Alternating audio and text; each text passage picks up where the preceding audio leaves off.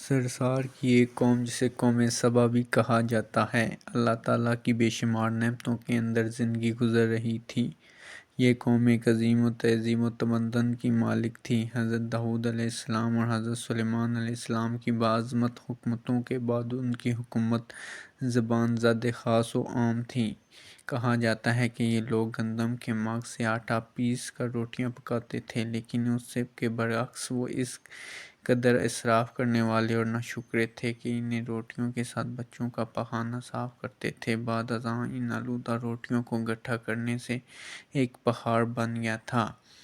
ایک صالح شخص نے وہاں سے گزرتے ہوئے ایک عورت کو دیکھا جو روٹی کے ساتھ بچے کے پخانے کے مقام کو صاف کر رہی تھی۔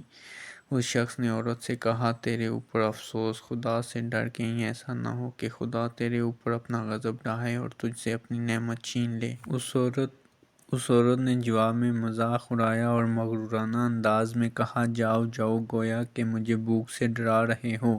جب تک سرسار جاری ہے مجھے بھوک سے کسی قسم کا کوئی خوف نہیں ہے۔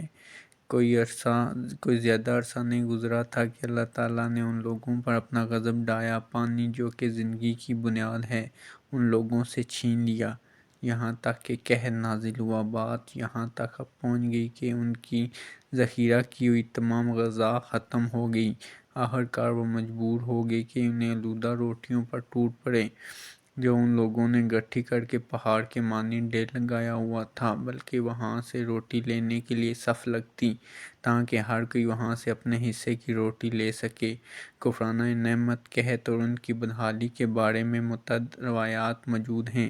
سورہ نحل کی آیت نمبر 112 اور 113 میں یوں ارشاد ہوتا ہے، اور اللہ نے اس بستی کی بھی مثال بیان کی ہے جو محفوظ اور مطمئن تھی، اس کا رزق ہر طرف سے باقاعدہ آ رہا تھا، لیکن اس بستی کے رہنے والوں نے اللہ کی نعمتوں کا انکار کیا تو خدا نے انہیں بھوک اور پیاس کا مزہ چکھایا، صرف ان کے ان اعمال کی بنا پر کہ جو انجام دے رہے تھے، اور یقیناً ان کے پاس رسول آیا تو ان لوگوں نے ان کو جھٹلایا، تو پھر ان تک عذاب آ پہنچا کہ یہ سب نظر انداز۔ قوم سبا کے بارے میں ایک اور واقعہ بیان ہوتا ہے کہ ان لوگوں نے اپنی زراعت کو بہتر طور پر کاشت کرنے کے لیے پانی ذخیرہ کرنے کی خاطر بلخ کے دور کے درمیان ایک بہت بڑا بند محراب تعمیر کیا۔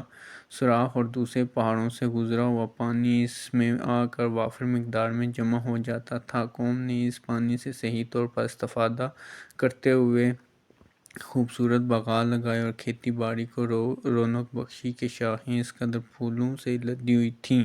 کہتے ہیں کہ اگر کوئی شخص سر پر ٹوکری رکھ کر خود بخود ٹوکری میں گرنا شروع ہو جاتے اور قلیل مدت سے بڑھ جاتی، لیکن نعمتوں کی کثرت سے انہیں شکر کرنے کی بجائے سرمست اور غافل کر دیا تھا، یہاں تک کہ ان کے درمیان بہت بڑا طبقاتی نظام وجود میں آ چکا تھا۔ ان میں سے صاحب اقتدار لوگوں نے کمزوروں اور ضعیفوں کا خون چوسنا شروع کر رکھا تھا، یہاں تک کہ ان لوگوں نے خدا سے ایک احمقانہ التماس کیا جس کا ذکر سورۃ سبا کی آیت نمبر 19 میں ملتا ہے کہ انہوں نے کہا، خدایا ہمارے سفروں کے درمیان فاصلہ زیادہ کر دے۔